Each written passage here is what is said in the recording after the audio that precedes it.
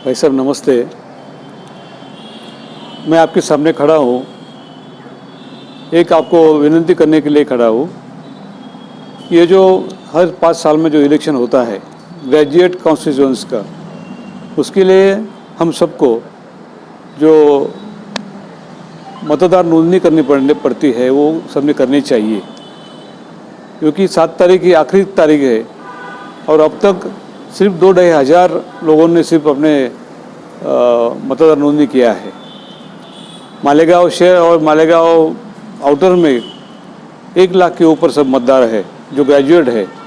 अगर ये सब लोग अपने ग्रेजुएट कॉन्स्टिट्यूएंसी में अपना अगर नामांकन ये मतदार नोंदणी करेंगे तो बड़ी संख्या में अपन मतदार हो सकते हैं और बड़ी संख्या में मतदार होने के बाद अपन अपने चॉइस का उम्मीदवार चुन के ला सकते हैं। ये हर 5 साल में नई मतदार नोंदणी करनी पड़ती है। मेरी आप सबको रिक्वेस्ट है कि आप जो ग्रेजुएट है, आपके दोस्त है, घर के लोग हैं, बाकी आजू बाजू के जो फ्रेंड्स है, सबको आप बोलो कि जल्दी से जल्दी आप ग्रेजुएट मतदार संघ में अपना नाम नोंदणी कीजिए और अपने मालेगांव इलाके से ज़्यादा कैसे मतदार हो सकते हैं इसकी आप कोशिश करें। ये मेरे को आपको रिक्वेस्ट है, दरख्वास्त है। नमस्ते। जो शिक्षा की तरफ से अपना जिम्मेदारी से दूर होती जाते दिखाई दे रही है। आप सब जानते हैं कि भाई सन 2000 से 2005 तक ये जो अभी हमारे जो स्कूलें हैं अभी 3 हिस्सों में बट गई। एक तो है अनुदानित, जिनको पूरा अनुदान मिलता है, 100% अनुदान मिलता है, उनको सब पूरी जो अपनी पूरा उनका वेतन जो है वो गवर्नमेंट देता है। दूसरे जो है वो बिना अनुदानित रहते हैं, जो कि अभी जैसे कि सर ने कहा कि उनको पूरी ग्रांट गवर्नमेंट में दे रही है। उनको कहीं 20% देते, कहीं 40% दे रही है और दूसरी है। और तीसरा जो है वो कायम इनामदारी और सेल्फ फाइनेंस। जो सेल्फ फाइनेंस है उसका तो हम कोई बात यहाँ नहीं करेंगे। हमारे सामने खास करके जो मिसाइल है वो है अनुदानित, जो है बिना अनुदानित है, जिनको अनुदान ग्रांट नॉन ग्रांट है उनको ग्रांट कैसे मिलने वाले। पहले तो एक बात है, जाहिर है कि भाई शिक्षा देना एक गवर्नमेंट का फर्ज है। ये बात पहले तो गवर्नमेंट को हमको मनवानी पड़ेगी। गवर्नमेंट ऐसी सोचती है कि भाई ये जो सब स्कूलें हैं ये प्राइवेट स्कूल है और इनको पैसा देना या ग्रांट देना या न देना ये हमारी मर्जी की बात है। अगर हमारी मर्जी है तो स्वेच्छा इस लफ्ज का इस्तेमाल करते हैं। इसका मतलब होता है कि भाई अगर गवर्नमेंट की मर्जी है, गवर्नमेंट को पॉसिबल है तो गवर्नमेंट देंगी, अगर गवर्नमेंट को पॉसिबल नहीं है तो गवर्नमेंट नहीं देंगी। इसके ऊपर कोई फर्ज नहीं बनता कि भाई देना ही चाहिए। लेकिन मैं ये बात गवर्नमेंट को हमेशा समझाने की कोशिश करता हूँ कि भाई हमारे से भी हम देखते कि पूरी दुनिया में हमसे भी ऐसे कोई मुल्क है कि जो भाई हमसे भी कमजोर है, फिर भी वो पूरी तरह से लोगों को शिक्षा दे रहे और मुफ्त में दे रहे। इसलिए गवर्नमेंट का फर्ज बनता है, गवर्नमेंट के मर्जी का सवाल नहीं है। अभी हमने आरटीई का एक्ट पास किया है और हमारे संविधान में भी लिखा है कि भाई लोगों को शिक्षा देने का गवर्नमेंट का एक फर्ज बनता है, ये उनके मर्जी का सवाल नहीं। लेकिन हम देख रहे हैं सिर्फ यहाँ नहीं, कहीं भी आप देखो कि भाई पूरी पहले वो यूजीसी हमको मदद कर रहे थे। पिछले 7 सालों में हम देख रहे कि यूजीसी ने एक पैसा भी कोई अनुदान नहीं दिया है। उसी तरीके से हम महाराष्ट्र में भी देख रहे हैं कि भाई पहले देखो कि जब 2019 में पहले ये कायम शब्द निकाला गया, फिर ये जो पहले स्कूलें थी कायम ईनामदारी वो ईनामदारी बन गई। उस वक्त हमने 2011 में कांग्रेस की सरकार थी तो एक एक्ट बनाया कि भाई जो ईनामदारी स्कूल है उनको 4 साल उनको, जैसे कि सर ने जिक्र किया कि भाई 4 साल उनको अनुदान शुरू हो जाएगा और हर साल 20% इस हिसाब से हर साल उनको अपने आप, जिसको हम प्रचलित बोलते हैं कि भाई अपने आप साल बदल गया कि 20 का 40 से 60 से 80 और 80 से 100% ग्रांट उनको मिलेगी। लेकिन ये चालू नहीं था। उस वक्त जब मूल्यांकन हुआ स्कूलों का तब सिर्फ 59 स्कूलें 59 स्कूलें जो ग्रांट पे आ गई उनको आज 100% ग्रांट मिल गई। सन 1914 में क्या हुआ कि गवर्नमेंट बदल गई, विनोद तावड़े साहब उधर शिक्षा मंत्री बन गए, तब काफ़ी स्कूलें ऐसी थी कि जिनको 80% ग्रांट पे आए थे, कुछ 100% ग्रांट पे आए थे, कुछ 60% ग्रांट पे आए थे। लेकिन तावड़े साहब ने उस वक्त के जो बीजेपी की गवर्नमेंट थी, फडणवीस साहब की, उन्होंने कहा कि नहीं भाई हम ऐसा नहीं कर सकते, हम सबको 20% दे देंगे।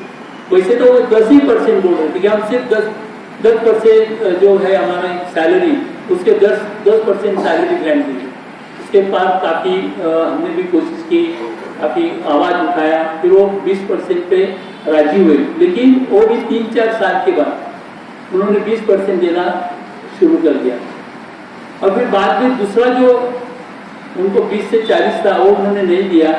फिर पिछले साल गवर्नमेंट आई तो कांग्रेस, राष्ट्रवादी और शिवसेना की गवर्नमेंट आई, महाविकास आघाड़ी की गवर्नमेंट आई, तब हमने ये मुद्दे उठाए। लेकिन आप भी जानते कि पहले 2 साल तो कोरोना था, काफ़ी बुरी हालत थी, पूरे स्टेट की भी हालत बुरी थी।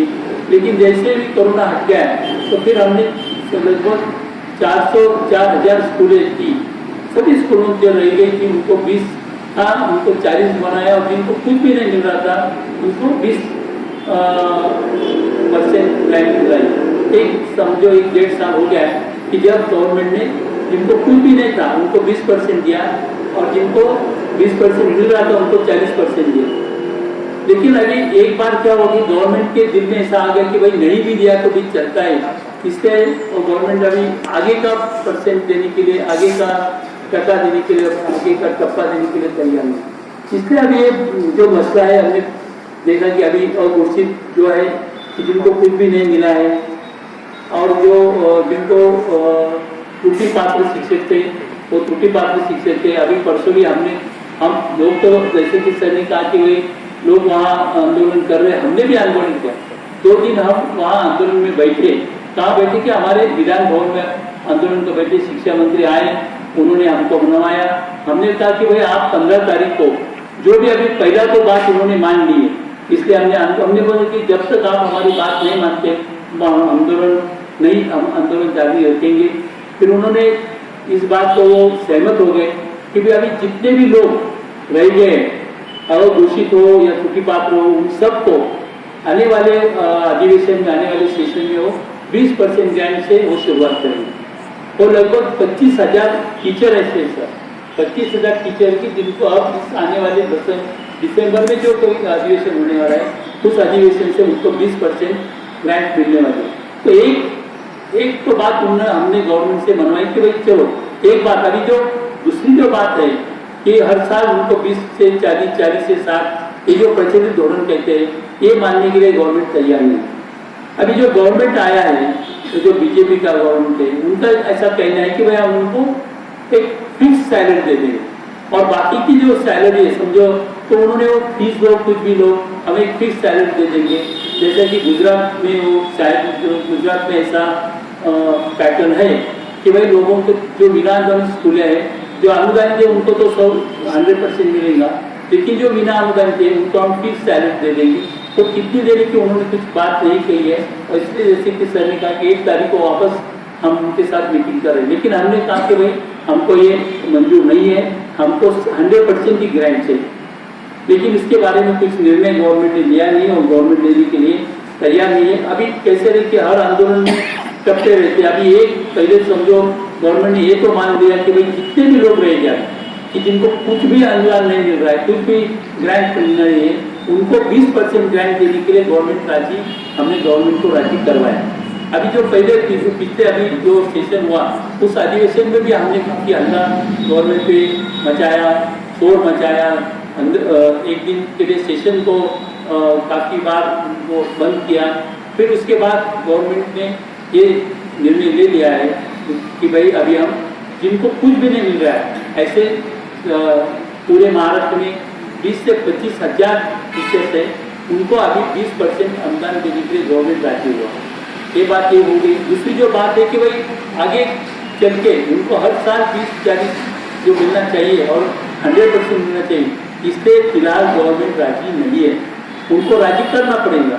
तो ऐसा रहता है कि आंदोलन जब हम करते कि बच्चों पहले तो एक आगे गाड़ी आगे चल गई है कि वो चलो थोड़ी सी प्रगति हो गई है। एक तो बात गवर्नमेंट ने मान लिया तो भाई सबको अभी जो भी कोई टीचर है फिलहाल महाराष्ट्र में बिना अनुदानित हो और घोषित हो त्रुटि पात्र हो सबको 20% तो अभी मिलने ही वाला है। अभी जो दूसरी बात है कि भाई उनको हर साल जो अगला टप्पा मिलना चाहिए उसके लिए आप कोशिश कर रहे हैं, उसके लिए फिर और जोर से आंदोलन करेंगे। फिलहाल एक तो बात गवर्नमेंट से हमने मंगाई, तो ये बात हुआ है बिना अनुदान के बारे में। अभी दूसरी जो बात है जूनियर पेंशन के बारे में गवर्नमेंट ने साफ साफ ना कर दिया है कि भाई हम नहीं करने वाले हैं, फिर भी हम कोशिश कर रहे हैं कि भाई किसी तरह से गवर्नमेंट को वहाँ हमको राजी करना है। उसके लिए वापस अगर चाहे तो कुछ आंदोलन करना पड़ेगा, आंदोलन भी उसके लिए करेंगे। लेकिन जूनियर पेंशन योजना ये लोगों का टीचर लोगों का हक बनता है और उनको दिलाना है। आप भी जानते हैं कि 2005 में जब वहाँ अटल बिहारी साहब वहाँ प्राइम मिनिस्टर थे तब पूरे हिंदुस्तान और पूरे सभी शासकीय और निम्न शासकीय कर्मचारियों को उन्होंने सबको नई पेंशन योजना लागू कर दिया। और इसलिए अभी सिर्फ टीचर के लिए वो अलग नियम नहीं बनाने वाले। और हिंदुस्तान में अभी राजस्थान में हमने ऐसे सुना है, हमारे जो वहाँ राजस्थान के चीफ मिनिस्टर है वो संगमनेर में आए थे, हमारे घर में भी आए थे अशोक गहलोत साहब। तो उन्होंने ऐसा किया कि भाई राजस्थान में हम जूनियर पेंशन योजना शुरू कर रहे हैं और उसके कागजात हमने मंगाए हैं। अगर वो कागजात हमको मिल जाते हैं, अगर राजस्थान में दे सकते हैं गवर्नमेंट तो महाराष्ट्र में भी देना चाहिए। इसलिए उस बारे में एक आशा का किरण यही है कि भाई अगर राजस्थान गवर्नमेंट शुरू करते हैं जूनियर पेंशन योजना सबके लिए तो महाराष्ट्र में भी वो होनी चाहिए। अभी आप भी जानते हैं कि उसमें दो हिस्से बनते हैं। एक है कि 1 नवंबर 2005 के पहले के टीचर हैं जो पूरी ग्रांट पे नहीं थे, वो टप्पा ग्रांट पे थे, इसलिए उनको भी गवर्नमेंट देने के लिए राजी नहीं, वो एक है। और बाकी जो लोग हैं वो भाई उनकी नियुक्ति 2005 के बाद में हुई और उनके लिए भी हम जूनियर पेंशन होना चाहते हैं। तो इसके लिए भी हमको गवर्नमेंट से काफ़ी बड़ा आंदोलन करना पड़ेगा, इससे गवर्नमेंट मानेगी। लेकिन अगर जैसे कि गहलोत साहब ने कहा है अगर राजस्थान में वो अगर मिल गया है उसके कागजात हमने मंगाए, उसके बाद हमको एक निश्चित रूप से एक अच्छी बात होगी कि भाई अगर राजस्थान में होता है तो फिर महाराष्ट्र में भी होना चाहिए। ये पेंशन होने के बारे में हुआ। और बाकी की जो बातें सर ने कहा है शालार्थ हो अप्रूवल हो, अभी आप भी जानते हैं कि भाई हर क्षेत्र में भ्रष्टाचार बहुत बढ़ गया है और शिक्षण क्षेत्र में तो इतना भ्रष्टाचार बढ़ गया है कि उसके तो बात कहने के लिए आप जानते हैं कि हर पिछले बार एक टीचर एक शिक्षण अधिकारी हो या कुछ अभी टीईटी का मसला हो, आप देखते हैं कि टीईटी का भी मसला हुआ, काफी उन्होंने मार्क बढ़ा दिए, वो भी बड़ा स्कैंडल वहाँ हुआ है। इसलिए शिक्षा के क्षेत्र में भ्रष्टाचार बहुत बढ़ गया है। मैं अकेला तो उसको नहीं रोक सकता हूँ, लेकिन जो भी लोग मेरे पास आते हैं और जिनका जो क्या प्रस्ताव ठीक होता है उन सबको मैंने शालार्थ दिला दिया है, अप्रूवल दिला दिया है। जो भी हो, अनुकंपा हो, कोई भी उनकी मसले हो वो हम हल कर सकते हैं। लेकिन जो मेरे पास आते हैं, जो मेरे पास आते नहीं, उनके लिए तो मैं कुछ नहीं कर सकता। इसलिए मैं तो सबको पता है कि मैं हर महीने में नासिक में एक मीटिंग लेता हूँ और 2 महीने में पुणे में एक मीटिंग लेता हूँ, जलगांव हो, दुधिया हो, नंदुरबार हो, हर 3 महीने एक मीटिंग वहाँ हम लेते हैं। इसलिए मेरा ये कहना है कि भाई अगर हमको ये जो बाकी की बातें हैं, शालार्थ हो या अप्रूवल हो या बाकी भी कुछ मसले रहते हैं, वो अगर हमको हल करने के लिए वहाँ भ्रष्टाचार रुकाना है तो हम सबको साथ आना पड़ेगा। हमारा संगठन भी मजबूत करना चाहिए। मैं देखता हूँ कि अभी आंदोलन चल रहा है मुंबई में, वहाँ कौन है, सिर्फ जो लोगों की सवाल मसले है वही लोग वहाँ जाते हैं। हालांकि मैं ये चाहता हूँ कि सब टीचर लोग एक साथ आए, सब संस्था चालक एक साथ आए, हम सब एक साथ आके अगर कोई बड़ा आंदोलन करते हैं तो फिर गवर्नमेंट को मनाना, गवर्नमेंट को राजी करना बड़ा आसान हो जाता है। इसलिए हमें हमारा संगठन भी बहुत मजबूत करना चाहिए। जो टीचरों के जो अलग अलग संगठन है उन सबको भी एक साथ आना बहुत जरूरी है, क्योंकि भ्रष्टाचार का मामला हो या गवर्नमेंट जिस तरीके से हम देखते हैं आजकल जो गवर्नमेंट आई है, खास करके 2014 से जो गवर्नमेंट आई है मोदी साहब, हम देखते कि वो सिर्फ जो हमारे समाज के जो अमीर लोग हैं उनकी तरफ ज़्यादा ध्यान देते हैं। सिर्फ शिक्षा का ही देखिए ना, कि पूरे हिंदुस्तान में 5 लाख से ज़्यादा टीचरों की जगह खाली। हमारे महाराष्ट्र में भी कम से कम लगभग 1 लाख टीचरों की जगह खाली। गवर्नमेंट टीचर भर्ती करने के लिए अनुमति नहीं दे रही है। इसलिए जैसे कि मैंने कहा कि यूजीसी ने जो ग्रांट देते थे वो ग्रांट पूरी बंद कर दिए और गवर्नमेंट जो खर्चा कर रहे हैं शिक्षा पे वो दिन ब दिन वो कम करते जा रहे हैं। ये जो शिक्षा का सवाल आता है वो मराठी हो, उर्दू मीडियम का हो, कौन बच्चे पढ़ते हैं? वो तो आम घरों के लड़के यहाँ आते हैं ना, बच्चे आते हैं। जो अमीर लोग हैं वो तो अभी अंग्रेजी मीडियम के स्कूलों में जा रहे हैं। तो फिर ये जो सवाल आता है वो जो सामान्य घरों के जो लोग हैं वही उनके ही बच्चों के शिक्षा का सवाल तैयार हुआ। इसलिए जो गवर्नमेंट दिन ब दिन जो कर रहे हैं कि भाई जो गरीब लोगों के सवाल है वो बाजू को कर रहे हैं। उन्होंने उसको कहा, आपने पढ़ा होगा कि रेवड़ी संस्कृति उन्होंने कहा कि भाई गरीब लोगों को मदद करनी हो, गरीब लोगों के कुछ शिक्षा का सवाल हो, उनके कोई हेल्थ के इश्यू हो, उसकी तरफ गवर्नमेंट ज़्यादा ध्यान देने के लिए तैयार है। जो आज़ादी है जिनका 10 साल पहले किसी को नाम मालूम था क्या? मुझे बोले अगर भाई 10 साल पहले जो अदानी है उनका नाम किसी ने सुना था? मैंने तो नहीं सुना था, लेकिन वो आज दुनिया के 2 नंबर का आदमी बन गए। कैसे बन गए? तो ये भी सवाल। इसलिए मैं जो बात आपके सामने रखना चाहता हूँ कि आने वाली जो गवर्नमेंट फिलहाल काम कर रही है वो जो गरीब लोगों के हो या जो सामान्य लोग हैं उनके मसलों की तरफ ध्यान देने के लिए तैयार है। अभी उनको पता है कि भाई इलेक्शन जीतना कैसे है, उनको वो बात मालूम होगी कि वो लोगों के सामने कुछ ऐसे जब इलेक्शन आते तो कुछ ऐसे सवाल पैदा करो कि लोग उस सवाल के इसमें इमोशनल हो जाएंगे और अपने को वोट दे देंगे। इसलिए हम देख रहे हैं कि दिन ब दिन अगर वो आम लोगों की सवालों पे ध्यान नहीं दे रहे तो हमारा कर्तव्य बनता है कि भाई हम इस साथ में आना चाहिए और गवर्नमेंट को इस बात पर, यह हमारा अधिकार है, हर बच्चे का यह अधिकार है। घटना नहीं दिया है, संविधान में हमें अधिकार है कि हर बच्चे को, हर बच्ची को अच्छी तालीम मिलनी चाहिए। अच्छी तालीम, सिर्फ मुफ्त नहीं, अच्छी तालीम मिलनी चाहिए। उसके स्कूलों में कंप्यूटर होने चाहिए, साइंस की लैबोरेटरी होनी चाहिए। ये सब किसका काम है? गवर्नमेंट का काम है। और अगर गवर्नमेंट नहीं कर रही है तो गवर्नमेंट को ये करने के लिए उनको मनाना, उनसे करा के लेना, इसलिए हम सबको साथ में आना चाहिए और ये मुद्दा हमारे इलेक्शन के मुद्दे बनने चाहिए।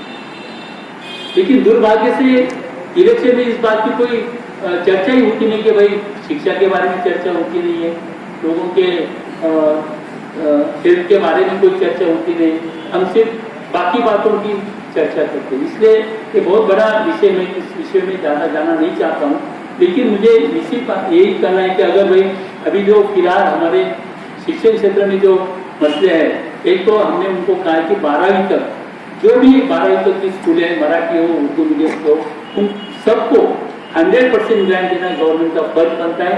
इसलिए हमने अभी परसों पुणे में एक बड़ी मीटिंग लिया, उसमें पूरे महाराष्ट्र से लगभग 20 अलग अलग संगठनों को एक साथ बुलाया था। हम अभी शिक्षा की तरफ गवर्नमेंट को शिक्षण हक का परिषद हर एक एरिया में उसके शिक्षण हक का परिषद देने वाले हैं कि भाई ये हमारा हक बनता है और गवर्नमेंट को ये करना ही पड़ेगा। इसलिए आवाज़ उठाने के लिए हम सब कोशिश करें कि सब संगठन, सब संस्था चालक हो, संगठन हो, सिर्फ शिक्षकों की संगठन नहीं, जो सामाजिक क्षेत्र में काम करते हैं, क्योंकि गरीबों के सवाल है ना, जो गरीब लोग हैं उनके लिए काम करने वाले कामगार संगठन हो, उनको भी एक साथ आना चाहिए कि भाई हमारे बच्चों को अच्छी शिक्षा मिलना हमारा हक बनता है और वो गवर्नमेंट से हमें हासिल करना है। तो इस बारे में भी हम हमेशा काम करते हैं।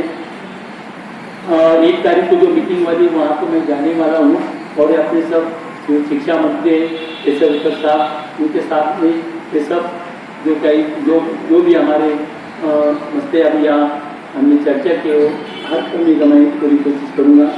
आप देखते होंगे कि मैं अक्सर इस शिक्षा के क्षेत्र में, वैसे तो मैं ग्रेजुएट कॉन्स्टिट्यूंसी के हूँ, लेकिन डॉक्टरों के भी मसले हल करना है, पूरे जो भी अलग अलग जो अभी हर आदमी ग्रेजुएट बोले तो हर सोसाइटी के हर हिस्से में ग्रेजुएट है, किसान भी ग्रेजुएट है, घर में भी बेरोजगार भी है, उन सबके भी मसले हल करने की मेरी पूरी कोशिश होती है। लेकिन मैं ज़्यादा ध्यान शिक्षा की तरफ देता हूँ और शिक्षा के क्षेत्र में, तालीम के क्षेत्र में जो भी मसले हैं वो हल करने की मैं पूरी कोशिश करता हूँ, आगे भी करते रहूँगा। जहाँ तक ग्रेजुएट कॉन्स्टिट्यूंसी के इलेक्शन का सवाल है कि फरवरी में इलेक्शन है, लेकिन अब सब जानते हैं कि हर बार जब इलेक्शन होता है तो आपको फिर वहाँ रजिस्टर में अपना नाम डालना पड़ता है। जब तक आप नाम नहीं डालेंगे तो आप वोटर नहीं बनते। अगर सिर्फ ग्रेजुएट है तो अपने आप वहाँ नाम नहीं आएगा। पिछले साल मैंने वोटिंग किया था, मेरा नाम अपने आप आ जाएगा, ऐसा नहीं होता है। हर बार अपने को वहाँ नाम डालना पड़ता है। हम पूरी कोशिश करें कि मेरे ख्याल से मैं चंद दिनों में 4-5 बार मालेगांव आया हूँ, लेकिन मैं देखता हूँ कि लोगों में बड़ी उदासी छाई हुई है, लोग अपना नाम नहीं डालना चाहते। तो इससे हमारा लोकतंत्र धीरे धीरे कमजोर होता जाएगा। तो एक तो बात है कि भाई हम अगर लोकतंत्र नहीं रहेगा तो फिर हम अपनी आवाज़ कैसे उठाएंगे। अगर ये लोकतंत्र को अगर हमको मजबूत बनाना है तो जो भी हमारा फर्ज बनता है, जैसे कि वोटिंग करना हमारा फर्ज है, सही लोगों को चुन के देना ये हमारा फर्ज बनता है। अगर हम ये नहीं निभाएंगे तो फिर हमें कोई हक नहीं बनता कि भाई अब गवर्नमेंट के खिलाफ हो या किसी के खिलाफ हो। इसलिए मैं आप सबको यही रिक्वेस्ट करने आया हूँ, खास करके ये सब आप टीचर लोग हैं और टीचर लोग समाज के बड़े अहम हिस्सा होते हैं। तो आप अगर लोगों को समझाएंगे, हर टीचर ने अगर 10 लोगों को भी समझाया और 10 लोगों को भी फॉर्म भरने के लिए राजी कर दिया तो मुझे लगता है कि आज मालेगांव इतना बड़ा शहर है तो यहाँ सिर्फ 1200 लोगों का नाम दर्ज हुआ। लेकिन अगर 10 दिन बाकी है उसके बाद भी हम कोशिश करेंगे, शायद मुद्दत बढ़ेगी, लेकिन 10 दिन में हर एक टीचर ने सिर्फ 10 लोगों को मनाया तो मुझे पता नहीं है पूरा, लेकिन मैं सोचता हूँ कि भाई मालेगांव में कम से कम 2000 टीचर होंगे, सब नगर पालिका और अपने सब स्कूलों के मिला के। अरे हाँ 5000 है, मैं तो 2,000 पकड़ता हूँ। तो रिटायर वगैरह सब टीचर सबको पकड़ के अगर 2000 लोगों ने 10 लोगों को सिर्फ मनाया, हर एक ने 10 लोगों को अगर मनाया, और वैसे तो देखा जाए तो अपनी गली में और अपने आजू बाजू में एक दूसरे 10 लोग मिल जाएंगे कि जो ग्रेजुएट है।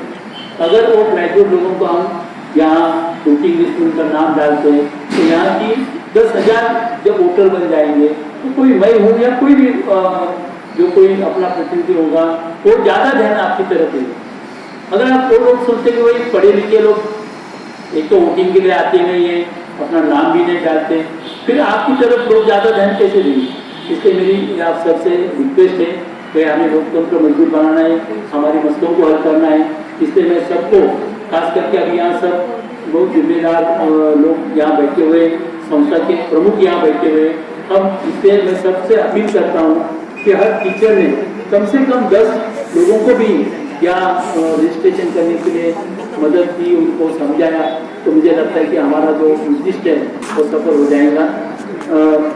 इसलिए मैं यही मेरी बात पसंद करता हूँ और आपको विश्वास दिलाता हूँ कि जहाँ तक तालीम का सवाल है, जहाँ तक शिक्षा का सवाल है, पिछले महीने एक बात ये भी की थी कि हमारे 2-3 महीने मीटिंग की थी, अल्पसंख्यक जो मिनिस्टर थे उनके साथ 2-3 मीटिंग मेरी की, जो हमारी स्कॉलरशिप है तो दुगनी करने का भी हमें उन्होंने हमारे हाउस में उन्होंने प्रॉमिस किया है कि जो पहले जो हमारी स्कॉलरशिप है बच्चों को, तो स्कॉलरशिप दुगनी करने का भी गवर्नमेंट ने मंजूर किया है, राजी किया है, गवर्नमेंट को राजी किया है। तो इसीलिए मैं आपको यही बात का विश्वास दिलाना चाहता हूँ। आप तो हमेशा आप लोगों ने मेरी साथ हमेशा दिया है, इसलिए आगे चल के आप मेरा साथ दीजिए और मैं आपके जो भी मसले हैं वो हल करने में हमेशा आगे रहूँगा। बस इतनी बात कहता हूँ। रईस सर और आप सब लोग यहाँ सभी बहुत बड़े लोग यहाँ आए हुए हैं, सभी संस्था के प्रमुख हैं, तो आप सब लोग यहाँ इकट्ठे हुए मेरी बात रखने की मुझे यहाँ अवसर मिला। मैं आप सबका बहुत बहुत आभारी हूँ। धन्यवाद।